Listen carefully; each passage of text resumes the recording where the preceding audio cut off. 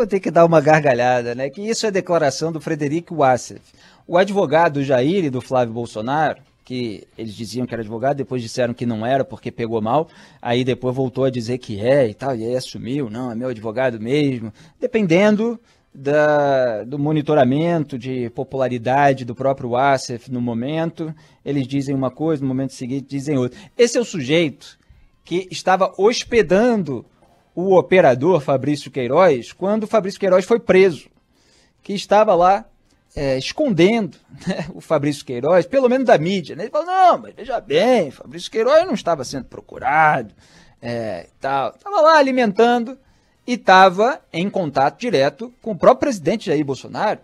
Teve reunião lá em Brasília em dias anteriores. Então é óbvio que a família Bolsonaro sabia que o Fabrício Queiroz estava lá e queria o Fabrício Queiroz caladinho enquanto eles estavam tocando as coisas do governo, etc., inclusive a Frente Ampla pela Impunidade, para que a própria família não fosse eventualmente responsabilizada e punida. Para isso precisava fazer todas aquelas articulações que nós apontamos, jornalistas independentes, etapa por etapa, ao longo do meu trabalho, antes até desse programa, mas durante esse programa também, tudo aquilo que foi necessário esclarecer, estávamos aqui.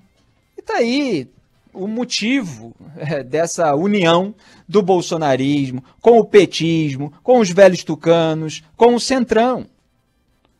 Porque todos têm telhado de vidro em matéria de desvio de dinheiro.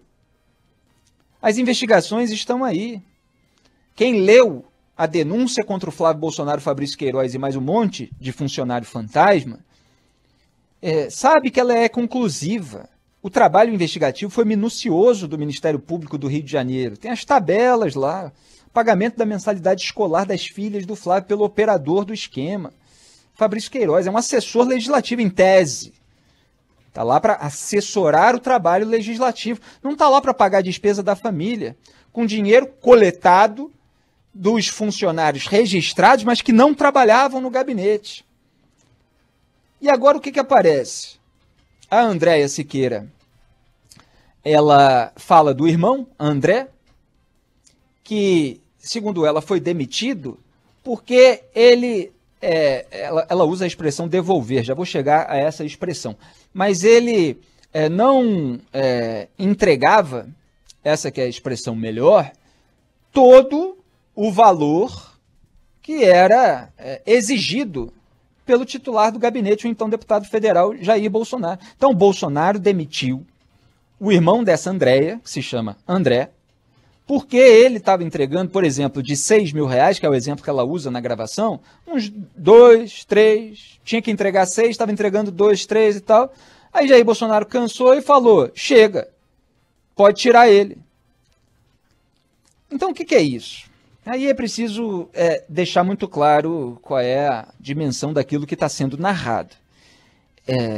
Quando você condiciona a permanência no cargo ao pagamento, olha, aqui tudo evidentemente é de acordo com o relato, é de acordo com a investigação, mas a gente precisa oscilar entre o exemplo específico e a tese geral, e o fundamento. Então eu vou falar sobre o fundamento, que se aplica a qualquer personagem. Condicionar a permanência no cargo a um pagamento de propina, isso sim é uma forma de chantagem, né?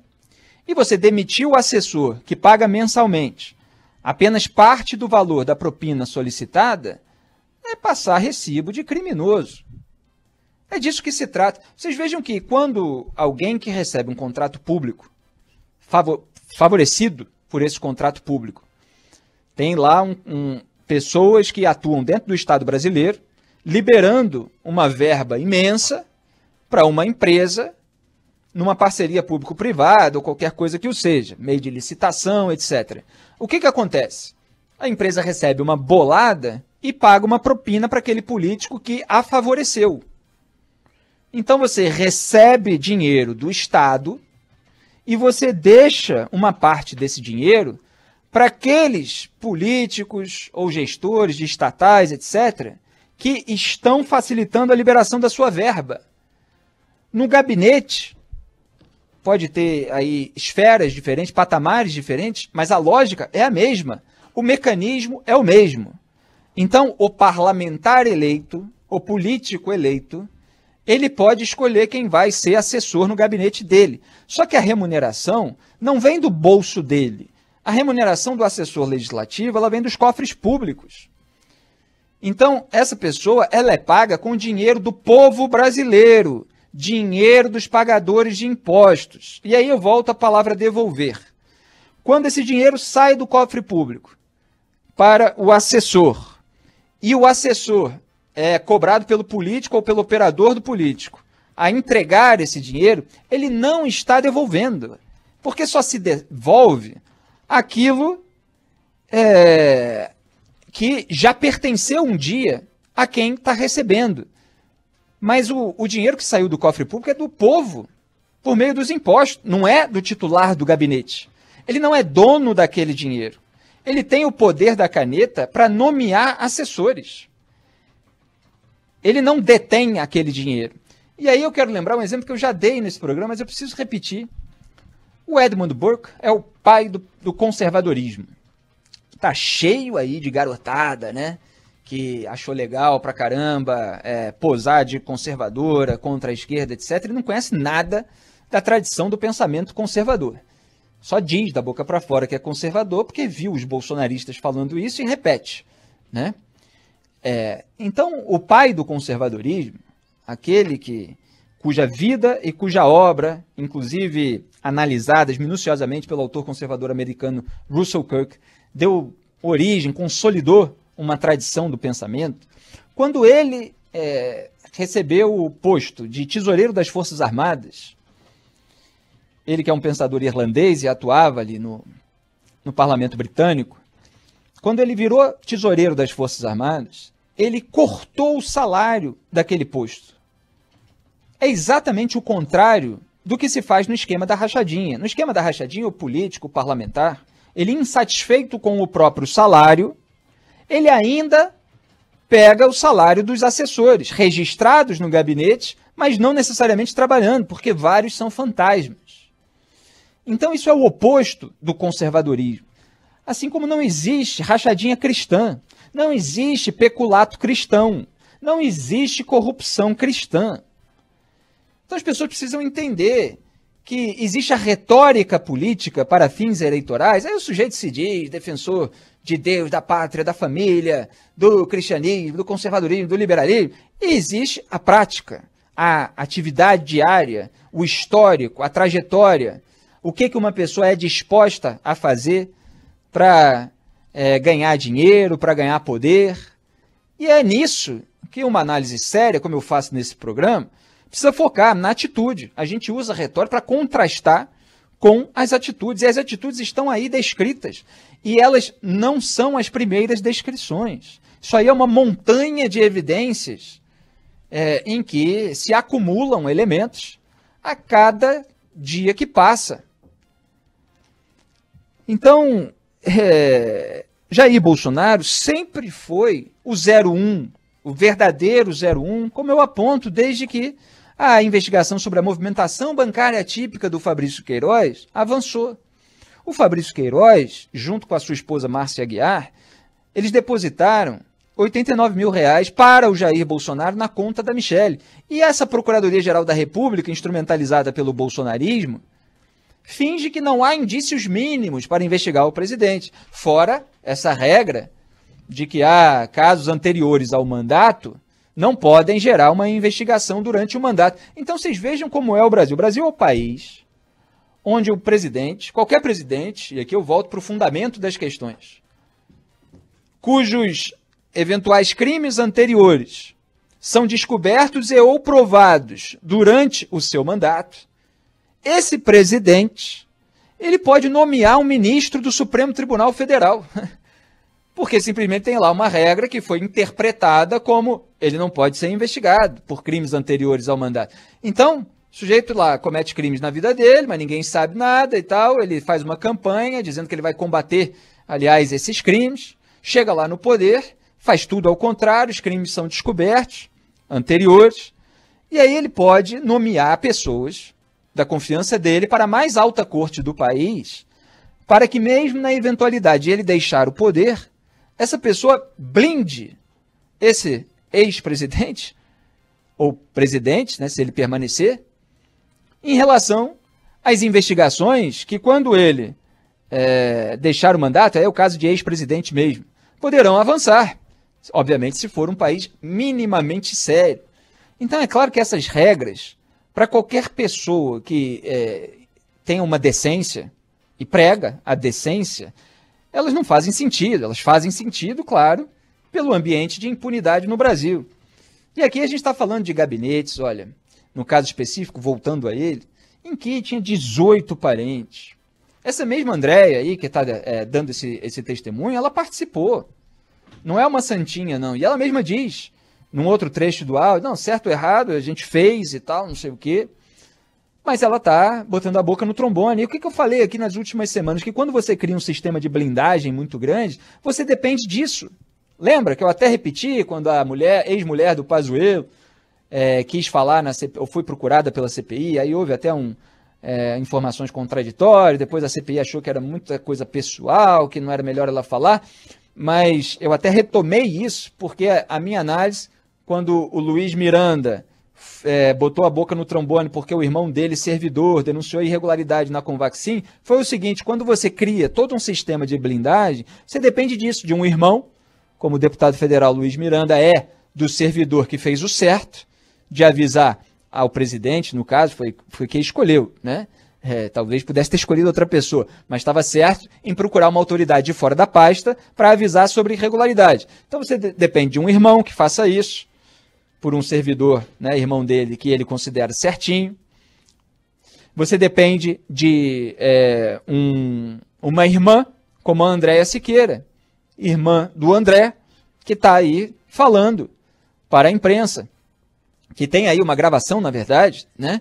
Essas gravações, a maioria delas, se não a totalidade delas, elas estavam presentes na investigação do MP do Rio de Janeiro. A partir delas, a repórter, que fez uma excelente reportagem, ela foi escarafunchando ali e conseguindo ligar os pontos e trazer à tona elementos ainda faltantes, que a gente sempre soube que ainda deveriam aparecer e lamentava que as investigações não avançassem, porque eles vão instrumentalizando tudo. Agora você tem essa figura de um outro Queiroz, né? Que era o Hudson, de acordo com o relato dessa Andréia. Então, aquele que coletava o dinheiro no gabinete do então deputado federal para entregar para o Jair. O Flávio Bolsonaro é um sujeito que comprou uma mansão de 6 milhões de reais com o dinheiro da venda de um imóvel no Rio de Janeiro, que é apontado, pelo menos de acordo com o que veio ao noticiário, meses atrás, como um dos focos de lavagem do dinheiro ilícito obtido pelo esquema de rachadinha no gabinete dele. Então o sujeito usa aquele dinheiro, vamos falar aqui, por hipótese, claro, porque isso depende dos investigadores. É ridículo que a gente tenha que tomar certos cuidados quando as coisas já são bastante evidentes, né? Mas, então, o sujeito faz lá um esquema de desvio de dinheiro por funcionários fantasmas, aí ele usa uma aquisição de imóvel para lavar aquele dinheiro, depois ele vende o imóvel que ele comprou com o dinheiro desviado, e aí usa para comprar um outro imóvel e fala assim, não tem nada aqui de errado e tal, isso foi uma venda de um imóvel anterior e tal, mas lá na raiz está esse uso. Então, quanto de patrimônio imobiliário dessa família vem de dinheiro que era recebido, sacado, passado de mão em mão? Tem algumas quantias que aparecem em transações bancárias. E o resto? Será que não tem a parte que foi recebida em mãos? É tudo que aponta toda essa coleta de dados e de elementos que vão se costurando, se avolumando, para não deixar a menor dúvida a respeito da natureza dessas pessoas. Então, muitas vezes, até se tira o foco. As pessoas querem pintar a imagem do nazista, do ditador, etc. Mas, no fundo, a gente tem um radical do centrão. É alguém ali da oportunidade, do patrimonialismo, entendeu? De esconder aquela velha sujeira, mas com um discurso mais beligerante, que é em nome de Deus, da pátria e da família. acaba estimulando o fanatismo de um lado e a histeria do outro. E se alimenta dessa confusão, se alimenta desse maniqueísmo. Posando de direita, liberal, conservador, não tem nada a ver com isso, que dirá cristã. Isso é ato que corresponde aos princípios do cristianismo? É óbvio que não. Rachadinha é peculato, é desvio de dinheiro público, dinheiro que poderia estar indo para pessoas necessitadas, poderia estar sendo economizado em casa legislativa. Mas não, está servindo para oferecer um extra àquele parlamentar que já ganha muito para produzir tão pouco. Então é muito grave isso.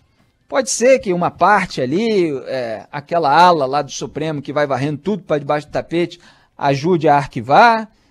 Pode ser que outra lei terrível do Brasil impeça uma investigação, mas a gente sabe a verdade. E essa natureza imoral, ela não se limita a um caso específico. E aí é preciso fazer o link com o que está acontecendo agora. As pessoas que são dispostas a participar de um mecanismo, ganha aí um extra, aí, alguns milhares, 6 mil, cada assessor aí passa aí os 6 mil, 5 mil, 4 mil. Eu li aqui outro dia os depósitos do Queiroz, né? Pingava 3, pingava 4, teve dia que pingou 8, né? 2 depósitos de 4. Então as pessoas que são... que elas se dispõem a fazer isso, você imagina se elas têm um freio moral para impedir que isso ocorra, para não reincidir em atos similares. Vocês acham que eles têm um freio moral tão firme para você falar assim, não, vamos impedir que o senhor Roberto Dias fique lá no Ministério da Saúde?